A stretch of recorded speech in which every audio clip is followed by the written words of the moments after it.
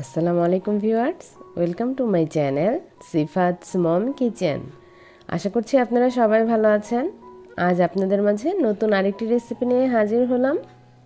আজ তৈরি করে দেখাবো অথেন্টিকভাবে ইলিশ পোলাও। আশা করছি আমার এই ইলিশ পোলাও রেসিপিটি আপনাদের ভালো লাগবে। ভালো লাগলে অবশ্যই চ্যানেলটি সাবস্ক্রাইব করে পাশে থাকবেন এবং পাশে থাকা বেল বাটনটি ক্লিক করে দিবেন। চলুন তাহলে একটা বোল নিয়ে নিলাম। এর মধ্যে মেজারমেন্ট কাপের 2 কাপ পোলাওর চাল নিলাম। আমি এখানে চিনি গুঁড়া পোলাওর চালটা ইউজ করেছি। এর মধ্যে আমি অ্যাড করে দিচ্ছি পানি। এই পোলাওর চালটা পানির মধ্যে ভিজিয়ে রাখবো আধা ঘন্টার জন্য। তারপরে পোলাওর চালটাকে ধুয়ে সুন্দরভাবে একটা স্ট্রেনারের মধ্যে ঝরিয়ে নেব। এখানে আমি ইলিশ মাছ নিয়েছি 7 পিস, দেখে বুঝতেই পারছেন। ইলিশ মাছটাকে আমি খুব সুন্দরভাবে ধুয়ে পরিষ্কার করে নিয়েছি। আর এখন আমি এটাকে লবণ দিয়ে মাখিয়ে রাখবো আধা ঘন্টার জন্য, যাতে করে ইলিশ মাছের ভিতরে লবণ চলে যায়। আধা ঘন্টা পরে আমি একটা পাতিলের মধ্যে মাছগুলো নিয়ে নিচ্ছি। আর এই ইলিশ পোলাওটা কিন্তু অথেন্টিকভাবে কেন বলেছি, কারণ একবারে সেই পুরা ইলিশের ফ্লেভারটাই আপনারা পোলাওর মধ্যে পাবেন। আমার এই ইলিশ পোলাও তৈরি করতে লাগবে 10 মিনিট। এই 10 মিনিটের মধ্যেই আমার ইলিশ পোলাওটা হয়ে যাবে। এখন এর মধ্যে আমি অ্যাড করে দিচ্ছি পেঁয়াজ কুচি হাফ কাপ। একটু এরকম ডলে ডলে নেবেন যাতে করে পেঁয়াজটা নরম হয়ে যায়। দিয়ে দিচ্ছি প্রায় 7-8টার মতো কাঁচামরিচ। দিয়ে দিচ্ছি পরিমাণ মতো লবণ। আমি কিন্তু আগেও মাছটা লবণ দিয়ে ভিজিয়ে রেখেছিলাম, তার জন্য অল্প লবণ দিলাম। এখন আমি পোলাওর চালটা 2 কাপ নিয়েছি, সে কারণে 4 কাপ এখানে পানি নিচ্ছি। আর তার সাথে কিছুটা বেশি পানি নিচ্ছি যাতে করে মাছটা জানি সিদ্ধ হয়ে যায়, সে কারণে।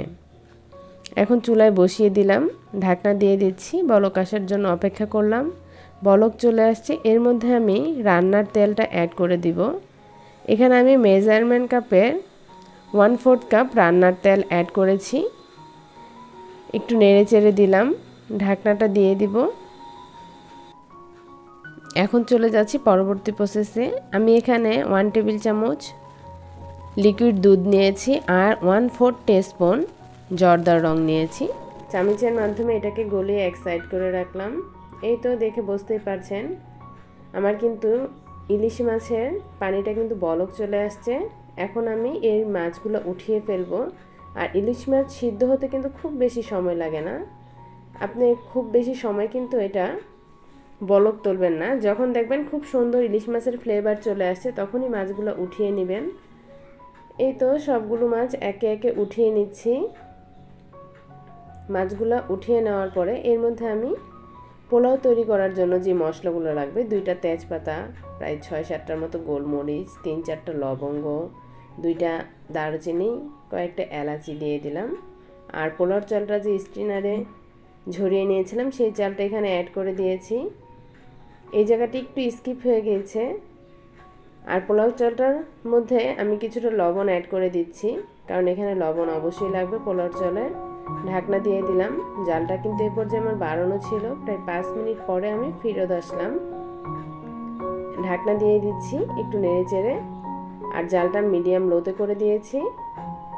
প্রায় 3-4 মিনিট পরে আমি আবার ফিরে আসলাম। দেখে বুঝতেই পারছেন পোলাওটা কিন্তু আমার হয়ে গিয়েছে আর খুব ঝরঝরা হয়েছে। এই ঝরঝরা হওয়ার কারণ আমি যে পোলাওর চালটাকে আধা ঘন্টার জন্য ভিজিয়ে রেখেছিলাম, তার জন্য চালটা একটু বড় বড় হয়েছে। আর প্লাস ঝরা দিয়ে রেখেছিলাম যে স্ট্রেনারে, সে কারণে এরকম ঝরঝরা হয়েছে। এখন আমি এর থেকে অর্ধেক পোলাও উঠিয়ে নেব। তারপরে যেই ইলিশগুলো আমি পানি থেকে তুলে নিয়েছিলাম, সেই ইলিশ মাছগুলো এর মধ্যে দিয়ে দিব।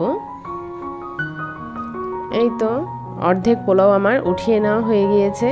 এখন আমি এর মধ্যে ইলিশ মাছগুলা অ্যাড করে দিব। আপনারা চাইলে এখান থেকে তেজপাতাগুলো উঠিয়ে নিতে পারেন, আমি উঠিয়ে নিয়েছি। এখন একে একে সবগুলো ইলিশ মাছই এর মধ্যে সাজিয়ে দিচ্ছি। ইলিশ পোলাও খেতে কিন্তু অনেক মজার। এভাবে তৈরি করে খেলে কিন্তু একবারে সেই ইলিশ মাছের ফ্লেভারটা পোলাওর চালের ভিতর পর্যন্ত চলে যায়। সেই কারণে এভাবে তৈরি করলে অনেক ভালো লাগবে।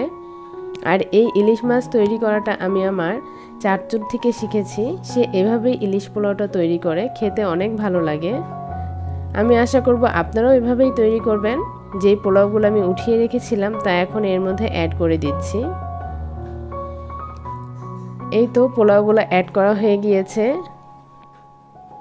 এখন আমি এর মধ্যে অ্যাড করে দিব কিছুটা পেঁয়াজ বেরেস্তা। এই পেঁয়াজ বেরেস্তার রেসিপিটা আমার চ্যানেলে আছে, আমি এটার লিঙ্কটা ডেসক্রিপশন বক্সে অ্যাড করে দিব। পেঁয়াজ বেরেস্তা খেতে কিন্তু অনেক ভালো লাগে, সেই কারণে দেওয়া। দিয়ে দিলাম কিছুটা কিশমিশ, এটাও অনেক ভালো লাগে। চাইলে আপনারা কাজু বাদাম দিতে পারেন।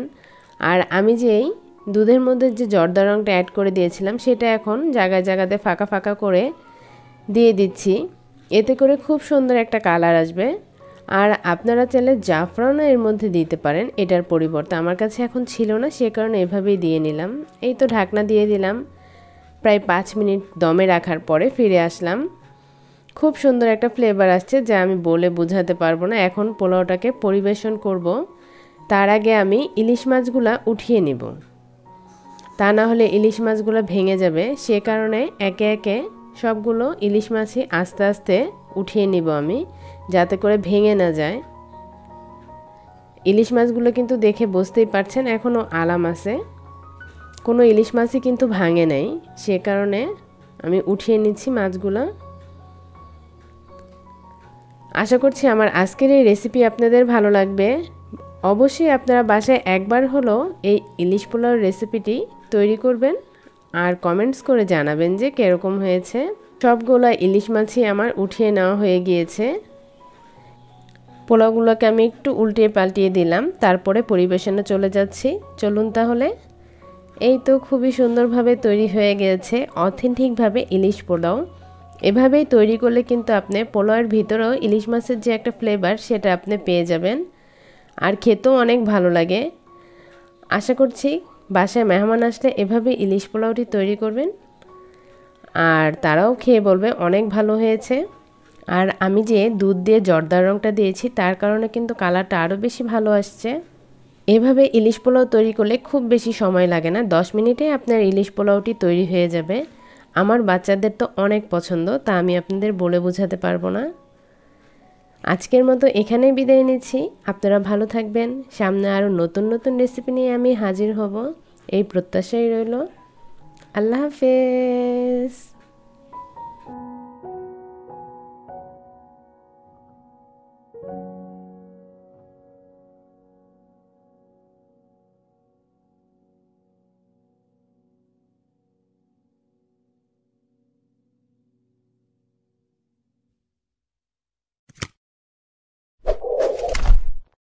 Thank you for watching this video until it is finished.